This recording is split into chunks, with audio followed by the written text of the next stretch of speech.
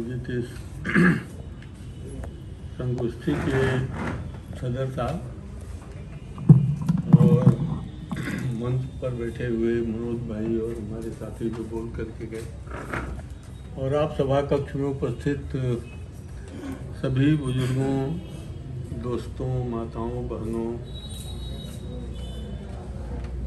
का अभिवादन करता हूं मैं और एक खुशी जाहिर करता हूं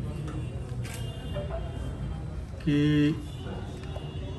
ये मुझे लगता है, मेरी अपनी खुशी कहती है कि लगता है कि यह आयोजन एक बार का आयोजन भर बन के नहीं रहेगा।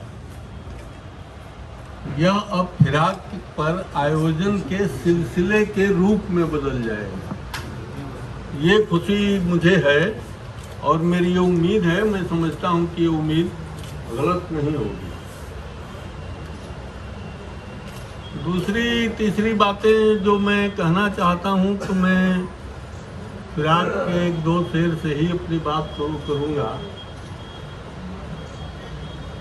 कि ये रात वो है कि सूझे जहान हाथ को हाथ, ख्यालों दूर न जाओ बहुत देर, गुज़श्ता अहद की यादों को फिर करो ताजा, गुज़श्ता अहद की यादों को फिर करो ताजा, बुझे चिराग जलाओ बहुत अंधेरा। ये जो फिराक हैं, तो मैंने सोचा कि फिराक अपने समय में पिछले अहद को, युगों को, वो चार वाले युग नहीं, वो चार युग जो कहलाते हैं वो नहीं, सतयुग, त्रेता, द्वापर, कलयुग वाला नहीं, अपने ऐतिहासिक युगों को, फिराक को याद करना पड़ा। और केवल फिराक को नहीं, वो अपने समय को भी, वो कहते हैं कि उन्हें याद करना पड़ेगा हमें, अगर हमें नई रोशनी भारत को देनी है तो वो हमें याद करना पड़ेगा। और आज हम लोग हैं कि फिराक साहब के हक को ही भूल रहे हैं। ये नाइंसाफ़ी है मेरे ख्याल से, और ये नाइंसाफ़ी हम यूं ही नहीं करते रहे हैं। हमारा जो ये समय है वो हमको अपने इतिहास से विस्मृत कर देना चाहता है। वो चाहता ही नहीं कि हमारी पीढ़ी, हमारे लोग, हमारे बच्चे, आने वाले लोग वो अपने इतिहास को याद रखें। वो नहीं चाहते, क्योंकि उससे उसको कोई तकलीफ होता है। तो मेरा कहने का मतलब कि आज फिराक साहब को याद करते हुए ये सब बातें भी याद आ रही हैं कि फिराक साहब का संघर्ष, किस बात के लिए लड़ाई, किस बात के लिए सारा दुख तकलीफ, और आज उस दुख तकलीफ से हासिल जो कुछ भी है उसकी क्या दशा है, ये हम सबसे छिपा हुआ नहीं है। और इसलिए उस अहद को याद करना, फिराक की अहद को याद करना बहुत ज़रूरी है। तो बहरहाल मैं कहना तो बहुत है, लेकिन कहूँगा नहीं बहुत, क्योंकि समय पर थोड़ा ध्यान रखना है, क्योंकि आगे भी सत्र है। और दूसरी बात कि मेरी आदत नहीं है कि मैं मकाले पढ़ूं या मैं अपनी किताब लेके उसको, लेकिन अब उम्र यह है कि भूल जाती हैं चीज़ें, शेर विस्मृत हो जाते हैं, और शेर आप गलत पढ़ गए तो मजा गड़बड़ा देंगे, आप फिर दिक्कत होगा। तो मैं इस कसमकस में हूँ कि देखे किताब उठानी पड़ती है या क्या होता है। तो जहाँ जहाँ मुझे ज़रूरत पड़ेगी तो मैं थोड़ा सा देख लूँगा, इससे आपको लय टूटती हुई नज़र आएगी, लेकिन मैं उसके लिए मुआफ़ी चाहूँगा, क्योंकि मेरी खुद आदत नहीं है कि मैं कोई चीज़ हाथ में लेके, चिट भी लेके मैं हाथ में उसका हेड्स बना के भी मैं हाथ में, मेरी आदत ही नहीं, और उस में रहा भी नहीं हूँ। तो बहरहाल मैं आपसे ये कहना चाहता हूँ कि फिराक साहब से मिलकर, उनको जानकर उनको समझकर उसके बाद मैंने उनकी शायरी सुनी। तात्पर्य है, मेरे कहने का मतलब यह है कि उस शायरी में वो शायर बोलता है, उसकी जिंदगी बोलती है। वो कोई हवा में कल्पना की गई चीजें नहीं है, वो दुख तकलीफ हवा में नहीं है, वो उस जिंदगी के भीतर है। और उस जिंदगी को देखना एक काफ़ी, उतना भी नहीं मौका मिला, फिर भी 5-7 वर्षों का एक लंबा तो मौका मिला ही। और हम लोग स्टूडेंट थे। 1-2-3 बातें उसकी मैं करूँगा ज़रूर, क्योंकि उससे फिराक साहब की, जो बहुत सारे लोगों को लगता है कि फिराक बहुत झक्की थे, फिराक किसी को कुछ भी जद बद बोल सकते थे, कहीं भी उटपटांग कर सकते थे। और ख़ास तौर से जब मैंने कहकशां सीरियल देखा, वो जो 7 लोगों पर या 9 लोगों पर बनाया गया था, तो उसमें जो फिराक वाला मैंने देखा तो मुझे लगा कि बहुत न्याय नहीं हुआ है। अब वो सीमा रही होगी सीरियल की, क्योंकि ये कैपिटल आधारित ये सब सिनेमा और सीरियल होते हैं, तो वह उसकी भी एक सीमा होगी, समय की सीमा होगी, खर्च बर्च की सीमा होगी, बहुत बातें होंगी। लेकिन कुछ एक जो चीज़ें उनके झक्कीपन, उनका ये, तो मुझे लगा कि ये थोड़ा अन्याय है। मैंने सोचा इस पर लिखना चाहिए, लेकिन फिर रह गया, मैंने उस पर कुछ नहीं लिखा। और अब जाकर के कुछ वर्षों पहले जब मैंने लिखा, तो मैं सोचता हूँ कि ये मैंने क्यों लिखा, क्योंकि वो अंधेरा हमारे देश पर छा रहा है, ये मुझे लगता है। इससे फर्क हो सकता है लोगों का, मुझसे इत्तेफाक नहीं भी आप कर सकते हैं, लेकिन ऐसा लगता है इस देश पर एक तरह का अंधेरा छा रहा है। और इस चीज ने एक बार उस सीरियल से जो बात निकली थी, वो सीरियल तो कहीं रह गया, मुझे इस चीज की तरफ मुझे उसको वो खींच ले गया कि इस पर बात करो और देखो कि फिराक के यहाँ क्या चीजें हैं। तो बहरहाल मैं आपसे ये कहना चाहता हूँ कि एक तो फिराक साहब झक्की नहीं थे, एकदम नहीं। वो आप सहज से सहज बात करिए, आपसे सहज और सहज ढंग से बात करेंगे। आप ऊंचाई पर जा कर के बात करिए, ऊंचाई पर जा के बात करेंगे। और मैं आपसे कहूँ कि अगर आप उनके साथ शरारत करें तो वो आपके साथ भी शरारत करेंगे। ये थे फिराक साहब हम लोगों की नज़र में। और उसका पूरा विस्तार नहीं बताऊंगा। एक बार हम और कृष्ण प्रताप, हमारे एक मित्र थे जो गोंडा में मार दिए गए, वो DYSP थे, पुलिस वालों ने ही उनको मार दिया। तो हम लोग अक्सर जाते थे उनके यहाँ। तो एक साहब हम लोगों से पहले उस दिन बैठे हुए थे और फिराक साहब कुछ बोल रहे थे और जी हुजूर, हाँ हुजूर जी, वो बोलते जा रहे थे। हम लोग चुपचाप जाके बैठ गए। अचानक फिराक साहब ने कहा कि अरे जनाब, एक बार तो नहीं कहिए ताकि लगे कि 2 लोग बात कर रहे हैं। अब खाली जी हुजूर, हाँ हुजूर किए जा रहे हैं। अब वो तो हम लोगों को इतनी जोर से हंसी आई कि अब उसे रोके बुरा हाल था। उसके बाद थोड़ी देर इधर उधर वो, मैंने जिसे हम लोग कहते हैं भोजपुरी में कि डेढ़ी खुद लाना, थोड़ी देर तो वो डेढ़ी खुद लाते रहे, बोले कि मैं चलता हूँ जो। उन्होंने कहा हाँ बिल्कुल बिल्कुल, एकदम बिना किसी तकल्लुफ, उन्होंने कहा कि हाँ ठीक। और फिर जब वो चले गए तो हम लोगों की हंसी नहीं रुकी। वो बोले कि बहुत देर से बैठे थे, मैं बहुत बोर हो रहा है अकेले। हाँ, अब ये कोई बात हुई? मेरे कहने का मतलब कि आप न भी बोले तो वो चाहते थे कि आप बोलें अपनी बात। वो बराबरी पर गुफ्तगू को ले जाना चाहते थे, वो एक तरफा कभी बात नहीं करते थे, वो बराबरी पर बातें करते थे। तो एक तो ये व्यक्तित्व था उनका। दूसरे, अब आपको बताएं कि हिंदी उर्दू का भी मसला इसी में सुन लिया जाए तो बेहतर होगा। हमको नहीं लगता कि वो हिंदी की बुराई करते थे या हिंदी को दोष देते थे, समझ का फेर है। अब उस पर मैं थोड़ी सी ही बात करूंगा। तो वो निराला का ये था, बसंत पंचमी थी, तो हम लोग भी सुन रखे थे कि हिंदी वालों को तो बहुत गरियाते हैं और दुनिया भर की एकदम ये करते हैं। तो हम लोग उस दिन योजना बनाए कि फिराज साहब के यहाँ चला जाए, निराला पर बात छिड़ेगी और जाहिर है कि ये तो गरियाएंगे, और गरियाएंगे तो हम लोग भी उनको आज भौतिक और मानसिक दोनों तरह से क्षति पहुंचाएंगे। मानसिक ये था कि उनका प्रबल उन्हीं के शब्दों में विरोध करके, और भौतिक ये था कि फिराज साहब एक तरह की न सिगरेट पीते थे न एक तरह की शराब। वो 5 किस्म का सिगरेट अपना रखे रहते थे, कभी ये कभी वो, चेन स्मोक करते।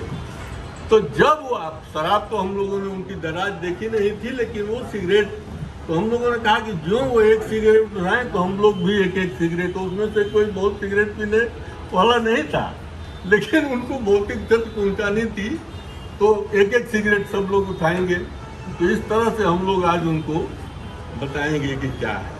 तो बहरहाल हम लोग शुरू किए बातचीत। तो हुआ कि निराला साहब को तो आप मानते ही होंगे हुजूर हुजूर, लेकिन कहते थे हम लोग भी, और लोग भी कहते थे। तो उन्होंने कहा कि क्यों, आप तो हिंदी के बड़े कवि हैं और देश के, और हिंदी उर्दू क्या, मैंने कविता के क्षेत्र के बड़े आदमी, उनका जरा कुछ सुनाइए, उनका जो बहुत बड़ा हो।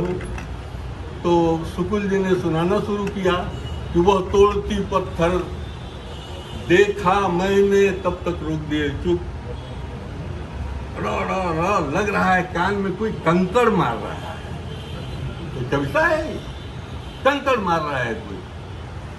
मैंने भी र का प्रयोग किया है अपने शेर में कभी कभी, वो सुनाई ही जैसे नहीं देगा। तो उन्होंने अपना शेर सुनाया। शेर ये सुनाया कि तुम चले जाओगे हो जाएगी ये रात पहाड़। अब बड़ा सचमुच गायब होता हुआ तो उसमें लगता तो है। तुम चले जाओगे हो जाएगी ये रात पहाड़, रात की रात ठहर जाओ कि कुछ रात कटे। तो अब हमारे शुक्ल जी ने, उन्हीं को ये सब जिम्मा दिया गया था, और मैं वो शब्द प्रयोग नहीं करूंगा, बस मैं डांट करके छोड़ूंगा। उन्होंने क्या कहा कि कौन सी कविता है ये, शुद्ध ये है। वो अपना झटक दिया, तो बोले कि तुम घस गड़े हो, तुम्हें कभी कविता समझ में नहीं आएगी। हिंदी में तुम्हारे लोग हैं, क्या है उनका नाम जरा देखो, पंडित माखेलाल, लाला दुनिया प्रसाद, और पढ़ो अंग्रेजी में शेक्सपियर, मिल्टन, शेली, सुनते ही फटने लगती है। ये बोले तो उन्होंने कहा ये तो आपकी गुलाम और कॉलोनियल मानसिकता है। तो बहरहाल अब जो कहते शुक्ल यही कहते कि गुलाम और कॉलोनियल मानसिकता है। थोड़ी देर बाद फिराज साहब बोले कि हाँ हाँ मेरा गुलाम और मानसिकता है कॉलोनियल, लेकिन ये बताओ कि जो सिगरेट उठाए हम लोग कहे कि एक सिगरेट छोड़ देना। एक सिगरेट तो बची थी। हम लोगों ने कहा कि उसमें से किसी ने कहा कि छोड़ दिया, तो उन्होंने कहा बड़ा इनायत किया, छोड़ दिया, बहुत इनायत किया।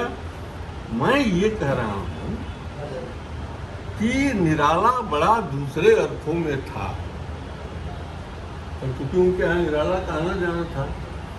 क्योंकि निराला आते थे हमारे यहाँ और कहते थे कि आप अपनी शायरी को क्यों नहीं देवनागरी लिपि में छपवाते, ताकि और ज्यादा इसको लोग पढ़ें। तो आते थे निराला, और हम लोगों ने पूछा कि बहुत बड़ा किस अर्थ में थे साहब हुजूर आपसे? तो कहे कि देखो हम लोग पैसे को बाल बराबर वो समझता था पैसे को निराला, और हम लोग उसे दांत तले दबाए रखते हैं। एक तो ये बात किया, ऐसा कवियों में साहित्यकारों में कम लोग दिखते हैं, इतना बड़कपन नहीं दिखाई देगा, केवल स्वार्थ के पीछे पड़े रहें। और दूसरा उसकी जो एक गीत मुझे याद आता है वो भूलता नहीं। हम लोगों ने कहा कौन सा हुजूर? तो बोले कि बांधो न नाव इस ठाव बंद, पूछेगा सारा गाँव। ये सचमुच बहुत, हम लोग तो चौंक गए। फिराज साहब जो इस तरह पानी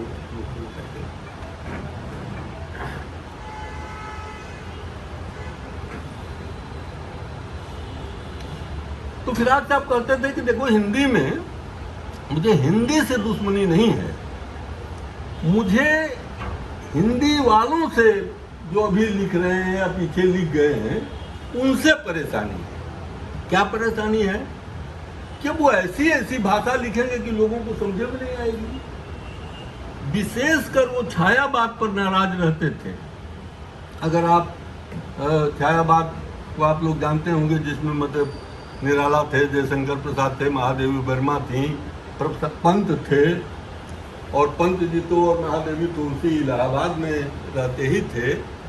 तो उनकी जो भाषा है सचमुच उसमें संस्कृत बहुत बुरी तरीके से, तत्सम का प्रयोग बहुत ज़्यादा है, बहुत ज़्यादा, और वो थोड़ा मुश्किल आती है, और वो फिराक को शायद बिल्कुल ही पसंद नहीं थी।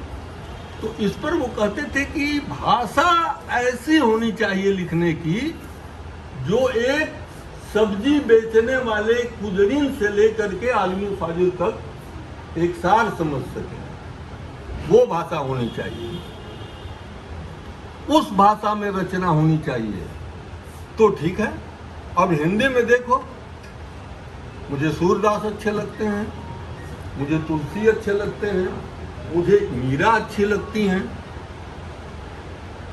अब तुलसी की तुलसी का भी खूब जबरदस्त वर्णन करना शुरू कर देते थे, और वो चौंकाते थे बल्कि, और तुलसी पर बोलते हुए बोले कि देखो सब लोग शब्दों का मेल बैठाते हैं, तुलसी के यहाँ वर्णों का मेल है, लघु का, गुरु का, छंद में उसका मेल है।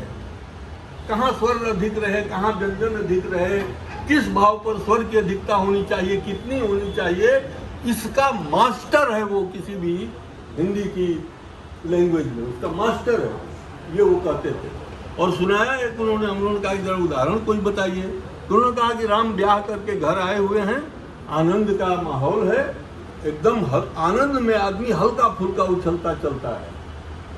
और देखो भाषा क्या चलती है तुलसी की, कि जब ते राम ब्याह ही घर आए, एक भी गुरु मने वजनी स्वर का प्रधानता आपको इस लाइन में नहीं मिलेगी। जब ते राम ब्याह ही घर आए, नित नौ मंगलवार बनाए, लघु लघु लघु लघु लघु लघु लघु लघु ये मिलेगा आपको, गुरु नहीं मिलेगा। और जब उन्हें कोई गहरे भाव प्रसंग कहने होते हैं तब वो स्वर की अधिकता का प्रयोग करते हैं। गुरुपद अंजन नयन किए तो मिटे दोष दुख भाव रजनी। वो गुरु के प्रयोगों के और स्वर की प्रधानता के प्रयोगों में जाते तो बाहर आ, और कहते हैं कि कोई क्या लिखेगा स्त्रियों के दुख पर, जो मीरा कहती हैं। मीरा की वो पंक्ति तुम लोगों को पता है, कोई कहियो रे प्रभु आवन की, क्या स्त्रियों की पीड़ा को, वो प्रभु को हटा दो, जो उनके प्रभु हुआ करते थे, जरा उनके बारे में सोचो तो उन्हें बुलाना पड़ता था। वो जाके कहीं और बैठा पान खाते रहते थे, उन्हें इस बुलाना पड़े किसी को, उसे अपने पति को या अपने, तो इससे बड़ा दुख नहीं होता।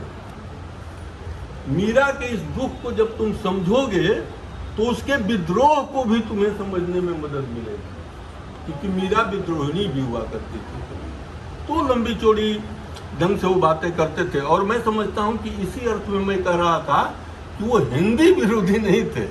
वो कहते थे कि सारे इशारे तो उर्दू ने ले लिए हिंदी के, हिंदी वालों को अपनी दूसरी कोई छवि विकसित करनी चाहिए, सहजता की, सरलता। तो ये सब उनके तर्क हुआ करते थे।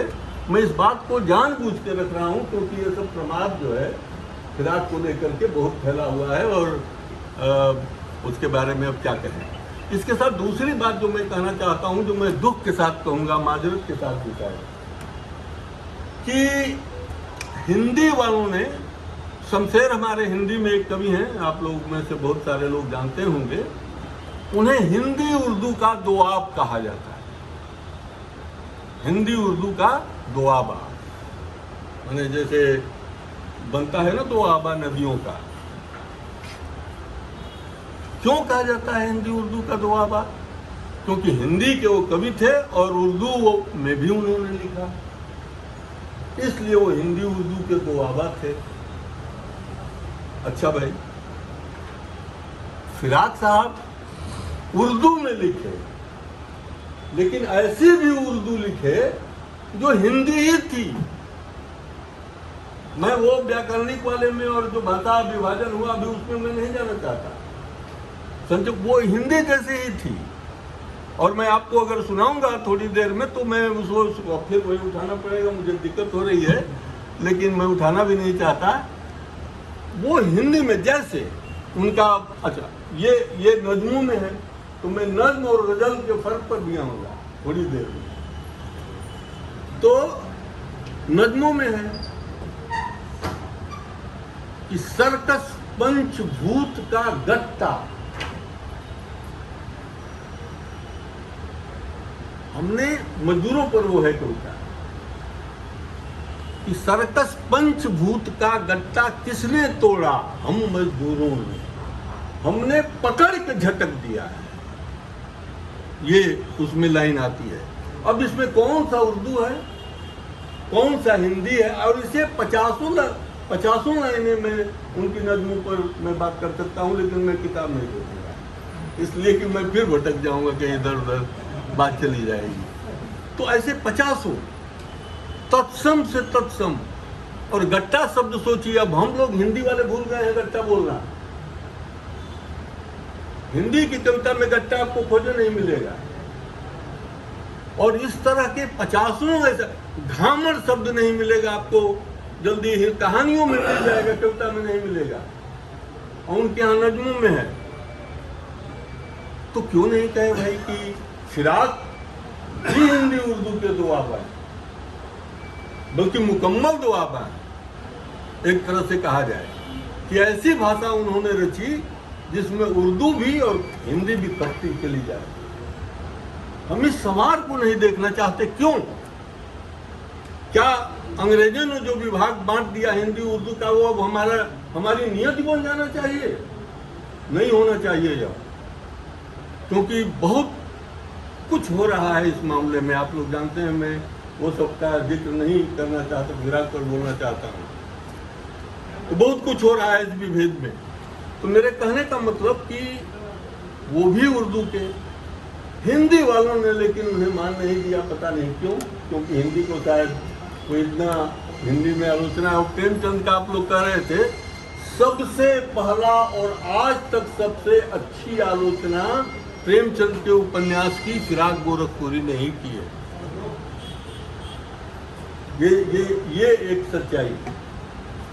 तो मेरे कहने का मतलब कि ये दुआबा ये भी हैं, और हिंदी ने इसलिए कि हिंदी का विरोध करते हैं, या बहुत सारे उनके बारे में किंवदंतियां हैं फालतू फंड की, जिस पर मैं बात नहीं करना चाहता, फिर आज बहुत वक्त लग जाएगा, इसलिए मैं उस पर बात नहीं। तो मज़ा तो आएगा सुनने में आपको, क्योंकि लेकिन उस पर वक्त लग जाएगा। तो मैं कुछ ऐसे पहलू ही उठा रहा हूँ जानबूझ करके कि वो हमारे काम के हैं, इस समय के काम के हैं, जो वक्त चल रहा है उसके हिसाब से मुझे उनकी कुछ बातें करनी। तो अब ये तो हिंदी वालों का रहा कि नहीं, क्यों नहीं उनको महत्व दिए, जबकि वो प्रगतिशील और शब्द, नए नए शब्द गढ़ने की कला फिराक के यहाँ जब आप देखिएगा, शब्दों को मिला के, तोड़ के, फोड़ के, इतना तोड़ फोड़ भाषा में फिराक के यहाँ मिलेगा जैसा हिंदी में केवल नागार्जुन के यहाँ मिल सकता है। हिंदी के साथी हमारे जानते हो तो केवल नागार्जुन के यहाँ मिल सकता है उतनी तोड़ फोड़ की भाषा, और करके नए शब्द निकालने की कला।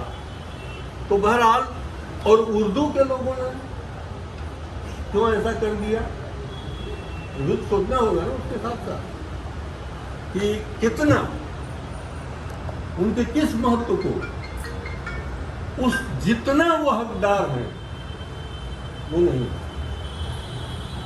क्योंकि इलाहाबाद में रहते हुए भी मैं इसको महसूस करता हूँ।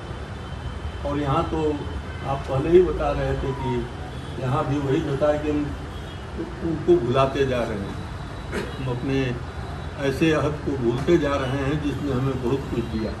तो बहरहाल मेरे कहने का मतलब उसकी भी एक वजह होगी शायद, और बड़े माजरत के साथ, दुख के साथ, कि शायद वो हिंदू उर्दू विभाजन का भी एक असर है। हिंदी वालों पर भी तो उर्दू है, जो उतनी ऊंचाई तक फिराक जितने ऊंचाई पर हैं वो शायद न पहुंच पा रहे हैं, न उनको वो जगह दी जा रही है। तो बहरहाल दूसरी बात मैं कहता हूं कि फिराक के भीतर एक बच्चा जिंदा रहता था हमेशा।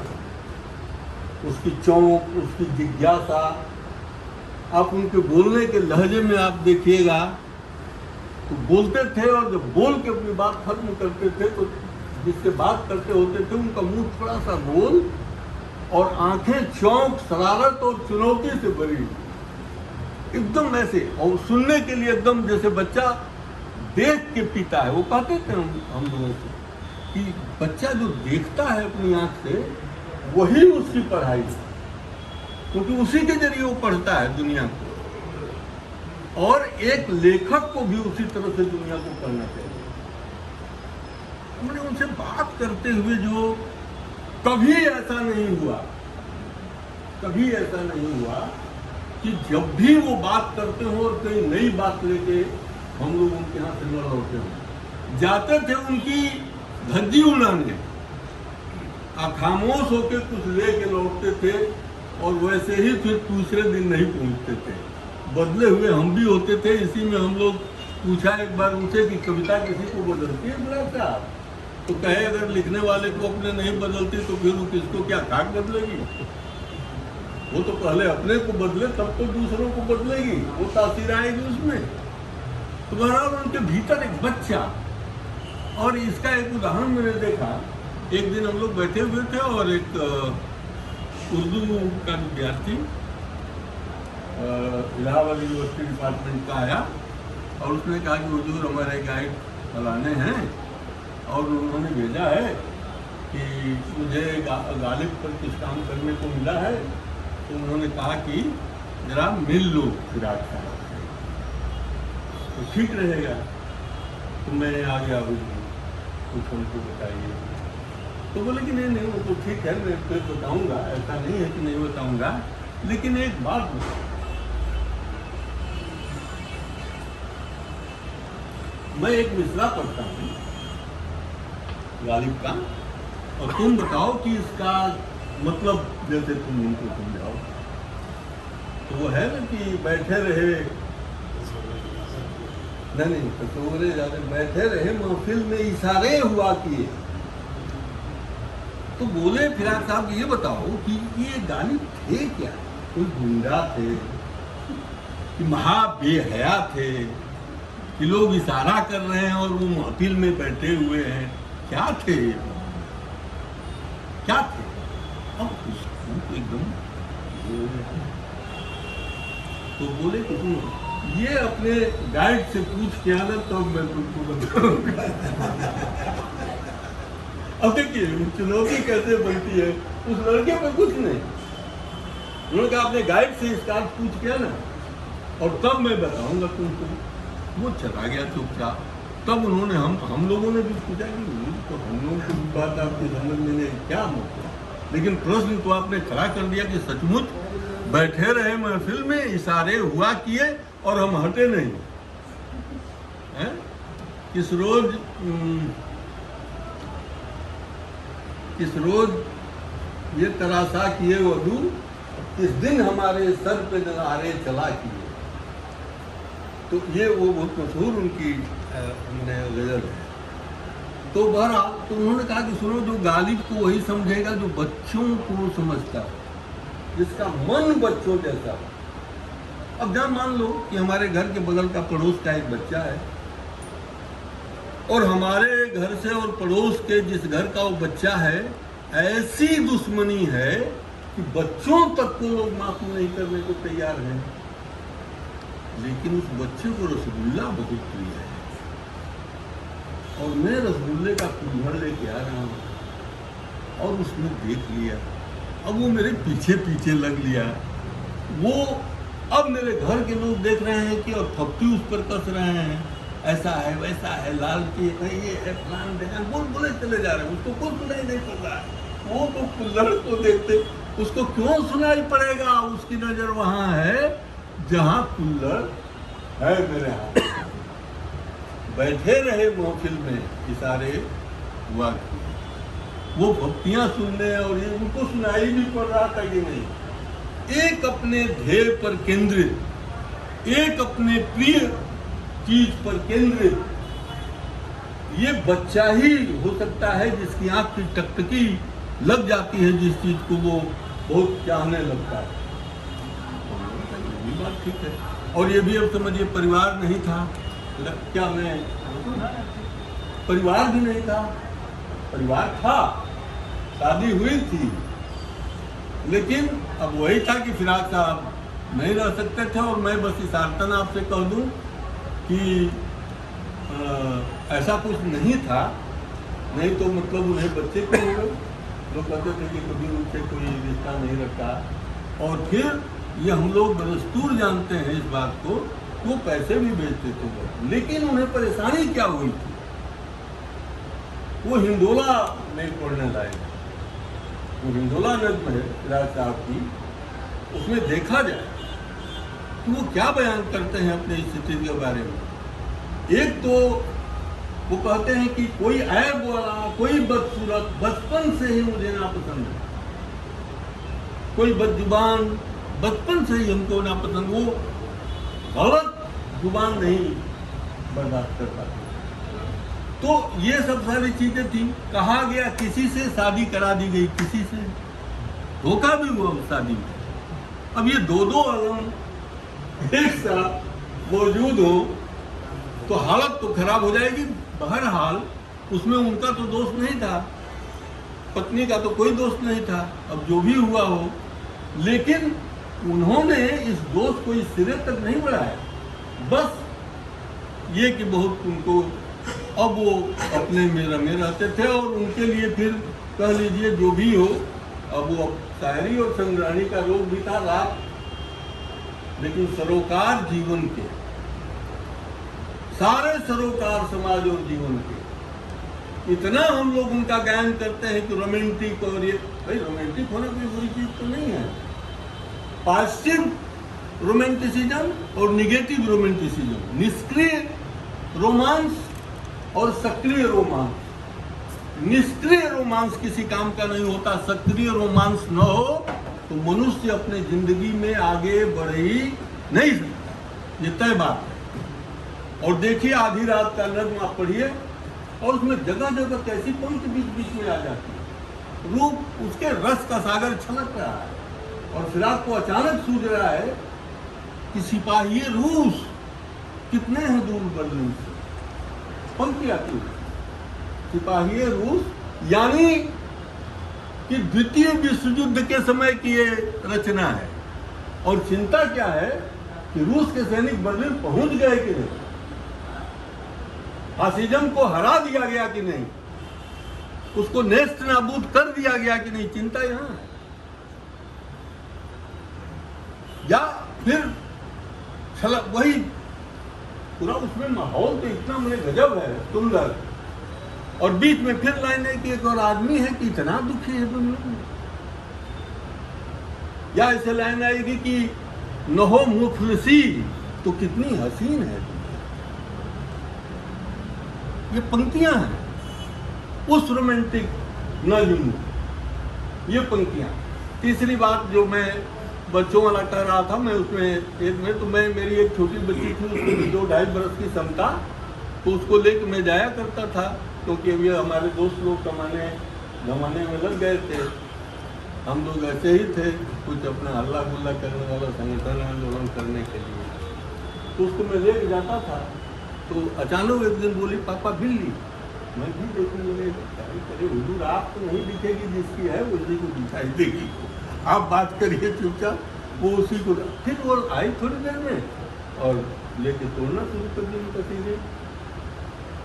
मैं उठा, तुरंत मुझे ऐसे इशारा करके इतना तेज गति से रोका कि मैं सर पे बैठ गया।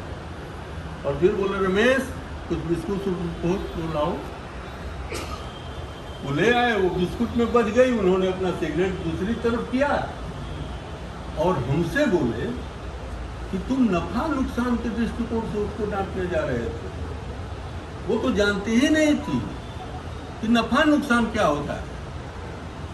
अगर तुम डांटते तो उसके दिमाग पर टेढ़ी लकीर पड़ती, ये कभी मत करना। और ये भी एक बात तुमसे कह दे रहा हूं कि तुम पति पत्नी भी अगर एक साथ बैठे हुए कोई बहुत गूढ़ मसले पर और बहुत छिपाने वाले मसले पर बात कर रहे हो और कोई बच्चा घर में आ जाए तो चुप नहीं होना चाहिए, नहीं तो हवा धक से वहाँ खाली होती है और बच्चे का दिमाग पिचका देती है जो तुम्हें दिखाई नहीं देता। इतनी संस्कृति है, मैंने तो नहीं देखी, मैंने नहीं देखी। एक बार वो बता रहे थे कि मेरे घर में एक बिल्ली थी, बच्चे उसने जने थे, किसी दिन एक बच्चे को तोड़ दिया किसी कुत्ते ने, म्याऊं करके घूम रही थी घर आंगन घर सभी जगह जा रही थी। क्या रोई होगी कौशल्या राम के बन जाने को, जिस तरह वो रो रही। बोले कि हमारे गोरखपुर वाले बिना भात के उनको लगता है कि खाने नहीं पूरा हुआ। अकाल का समय था, एक माँ चली जा रही थी, आंचल का छोर पकड़े छोटा सा बच्चा, माँ भात खा, माँ भात खा। तो माँ करे क्या? लगा कि महाभारत गुजर गया हृदय पर से। ये सेंसिबिलिटी थी फिराक गोरखपुरी। और तब कहते थे, वो लिखा भी है उन्होंने कि एक तिफली मैंने अपने भीतर बचा रखी है, उसकी उंगलियों के निशान तुमको मेरे शेरों पर दिखेंगे, उसकी उंगलियों के निशान तुमको दिखेंगे उस पर, और उसे मैं बचाए रखूंगा चाहे जितनी मुश्किल आए। तो एक तो मैं ये कहना चाहता था कि सब कुछ के बावजूद फिराक गोरखपुरी परिवार न हो। और अंतिम इस सिलसिले की अंतिम एक बात कि उन्होंने कहा कि देखो मेरी बच्ची थी, उसके पेट में कभी कभी दर्द होता था और वो खेल रही थी, अचानक उसके पेट में दर्द उठा और वो ऐसे आँख करके बैठ गई और उसके आँख मड़ोड़ गई पूरा शरीर। मैंने उसकी तरफ देखा और वो मुस्कुरा। उसी दिन एक शेर कहा मैंने, हैं? जो तो शान है हिज्र मगर पिछली रात वो दर्द उठा।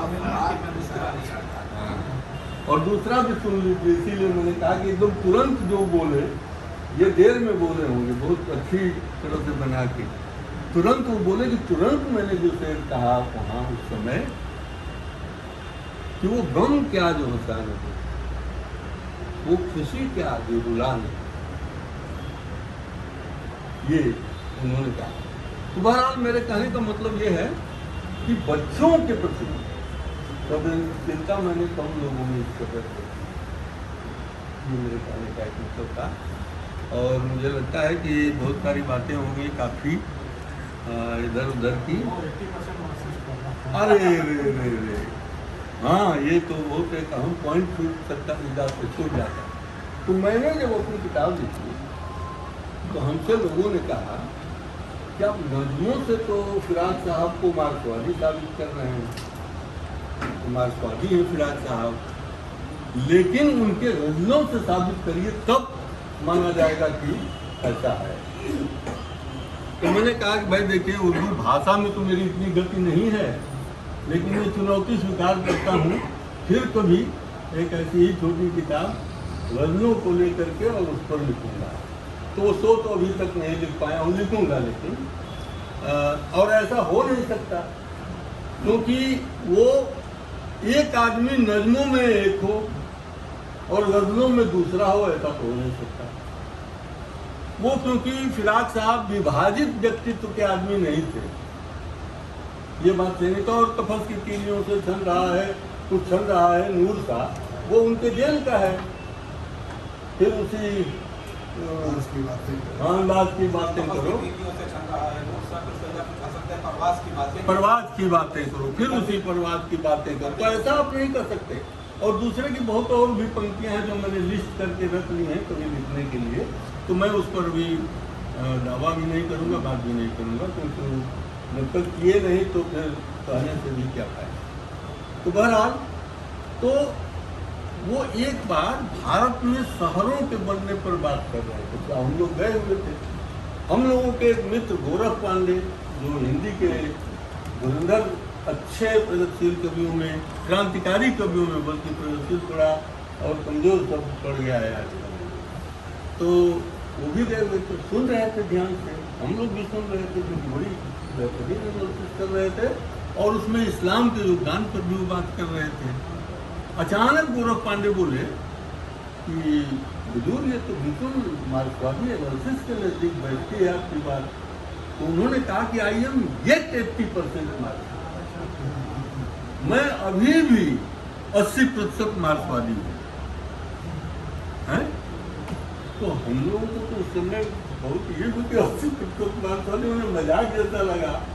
बाद में हम लोगों को लगा, जब खुद भी पढ़ा थोड़ा बहुत, तो माओ से तुमने कहा है कि कोई 100% मार्क्सवादी नहीं हो सकता, इवन मार्क्स भी, क्योंकि मार्क्सिज्म विकसित होने वाला दर्शन है, वो सदा के लिए तय कर दिया गया दर्शन नहीं है। इसलिए फिराक साहब की वो बात सही है कि आई एम 80% मार्क्स। और अब फिर उदाहरण नहीं दूंगा, क्योंकि आप लोगों को फसलों को संवारा तो समझते गए खुद भी, नहीं, खेतों को संवारा तो समझते गए खुद भी, फसलों को उभारा तो उभरते गए खुद भी, फितरत को निखारा तो निखरते गए खुद भी। हम जिंदा हैं, हम जिंदा थे, हम जिंदा थे, हम जिंदा हैं, हम जिंदा रहेंगे। आजादी के दौर में सोचिए तो केवल किसके लिए सब बात कही जा रही है और सृष्टि क्या दी जा रही है कि ये भौतिक दुनिया ही सच है। ये भौतिक और ऐसी बहुत और सब चीजें हैं। मैं कुछ उदाहरण मैं छूना नहीं चाहता ना, इसको दिक्कत में मेरा मानिएगा कि मैं मजाक कर रहा हूँ, इसलिए मैं इसको क्योंकि इधर उधर। दूसरी बात इस संदर्भ में मैं एक कहना चाहूँगा, तो फिर इतने बड़े लोग बैठे हैं, माजरत के ही बात कर पाऊँगा, क्योंकि उर्दू का उतना मैं कोई काबिल पाठक नहीं हूँ। फिर भी तो मुझे पढ़ते हुए लगा कि फैज साहब, क्योंकि इसका एक संदर्भ है मेरे यादाश्त में कि हम और मसूद भाई और भी कुछ लोग गए हुए थे। उस दिन पहुंचते ही फिराज साहब बोले कि आओ आओ, मैं सोच रहा था कि आज तुम लोग आते तो तुम लोगों से एक सवाल पूछते कि हिंदुस्तान और पाकिस्तान के बंटवारे से क्या फायदे और क्या नुकसान हुए। छूटते ही मसूद भाई ने कहा कि साहब अरे हुजूर, और कुछ हुआ हो चाहे न हुआ हो, लेकिन अब शायर आजम हिंदुस्तान तो हो ही है। तो कहे कि यार मजाक नहीं कर रहा हूँ, सही में पूछ रहा हूँ।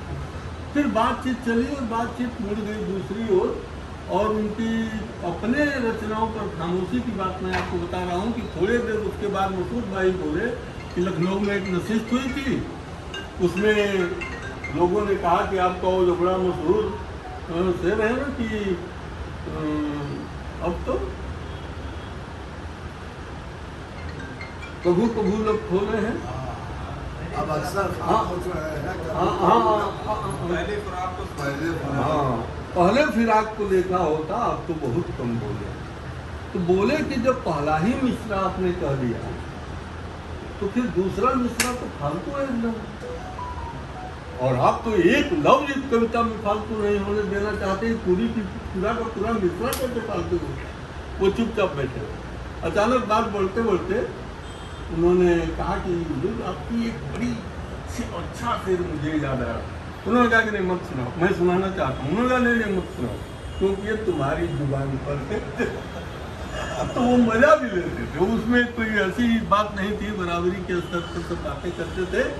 तो मैं कहना ये चाह रहा था कि फैज साहब, हम आए थे इलाहाबाद यूनिवर्सिटी में, उसका भी वर्णन नहीं करेंगे क्योंकि जो जानते होंगे उतना बड़ा मजमा फैज साहब ने भी शायद कभी न देखा।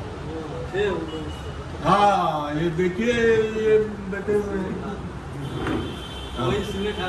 और फिराज साहब ने कहा, फिराज साहब को पढ़ने को कहा, महादेवी वर्मा को पढ़ने को लोगों ने कहा, लेकिन फिराज साहब ने आगे बढ़ के कहा कि आज फैज को सुनना नहीं होगा, कोई नहीं। महादेवी बोली हाँ कुछ बातें दो चार फैज की कविता के बारे में फिराज साहब बोले। तो मैं जो पढ़ता हूँ फैज को भी और फिराक को भी, तो ये पाता हूँ कि फैज अपनी कविताओं को पॉलिटिकली बरतते हैं। और ये बुरी बात नहीं है, पॉलिटिकली बरतना बुरी बात नहीं है। लेकिन फिराक अपनी कविताओं, नज्मों और गजलों को फिलासफिकली बरतते, और उसके उदाहरण भरे पड़े। दास्ताने आजम पढ़ी, वो केवल हिस्ट्री नहीं है, वो एक बाकायदे फिलासफी का ये है। जुगनू पढ़िए, हिंडोला पढ़िए, बाद में तो उन्होंने दस्तकारों से लेकर के तमाम, और एक बात के लिए वो सब मैं इस किताब को उठा रहा हूँ क्योंकि इन्होंने छेड़ा। आज हम शिक्षा की जो दुर्दशा देख रहे हैं, अभिभावक भी बैठे हैं और नौजवान भी बैठे हैं, और उनके बारे में सोचने वाले उन लोग नौजवानों से थोड़ा बड़े लोग भी बैठे हैं।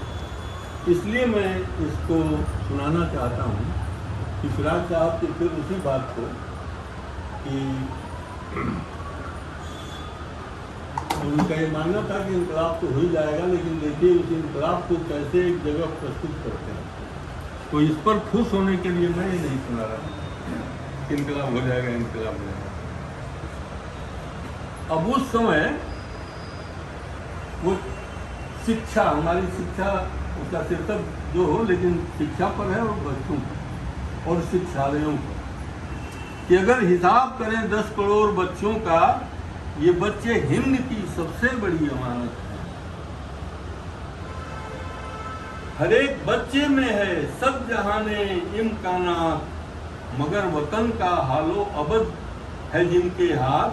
निजामे जिंदगी ये हिंद जिसके बस में है, रवैया देख के उसका ये कहना पड़ता है, किसे पड़ी है कि समझे वो इस अमानत। अब मैं फिर लंबाई का छोड़ दे रहा हूँ, बस यहाँ वो उनकी चिंता को बताना चाहता हूँ। यहाँ तक कि लिख रहे हैं कि जो खाते पीते घरों के बच्चे हैं उनको भी क्या, समाज फूलने फलने के देश की साधन, वे सांस लेते हैं तहजीब कुछ, तहजीब कुछ, सभ्यता विरोधी फजाओं में, तहजीब कुछ फजाओं में हम उनको देते हैं बेजान और गलत जमीन।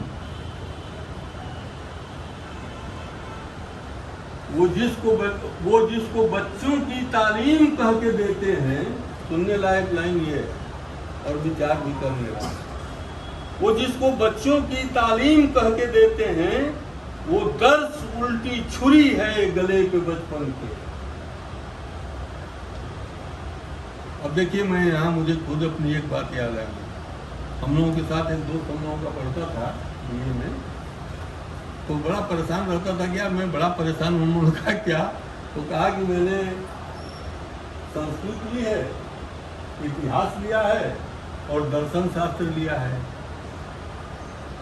अब संस्कृत में पढ़ाया जाता है कि संस्कृत देवताओं की वाणी है, इतिहास में पढ़ाया जाता है कि हर चीज़ यहाँ काल क्रमानुसार विकसित हुई है, भाषा भी, जबान भी, और फिलॉसफी में सच खोजना होता है। खोजूं क्या को समझ में। हमने कहा कि पूछ लो, अपने तीनों क्लासों में यही करो। तो कहा कि संस्कृत वाले से हमने बताया कि इतिहास में ऐसे पढ़ाया जाता है, तो उसने कहा संस्कृत में यही लिखने पर नंबर मिलेगा। संस्कृत में यही सच है। और इतिहास वाले से संस्कृत वाले को बताया तो कहा कि जो कहता हो यहाँ यही लिखने पर नंबर मिलेगा, ये यहाँ का सच है। अब तब जाके फिलॉसफी वाले से क्या हम पूछे कि इतने सच हमको एक साथ सुनाए थे। यानी कि आपकी जिज्ञासा को, प्रश्नात्मकता को मार दिया जाता है। अब की शिक्षा व्यवस्था में और ज़्यादा बुरी तरीके से उसे काटा जा रहा है। मैं किसी को, और ये फिराक के शब्द ये मेरे नहीं है, कि अपनी शिक्षा व्यवस्था को कैसे देखा कि जब कि वो दर्स उल्टी छुरी है गले पे बचपन के, जमीने हिंद, हिंडोला नहीं है बच्चों। और हिंडोला लफ्ज में भी है, वो तो जमीने हिंद हिंडोला नहीं है बच्चों का, करोड़ों बच्चों का यह देश अब जनाजा है। हम इनकलाब के खतरे से खूब वाकिफ,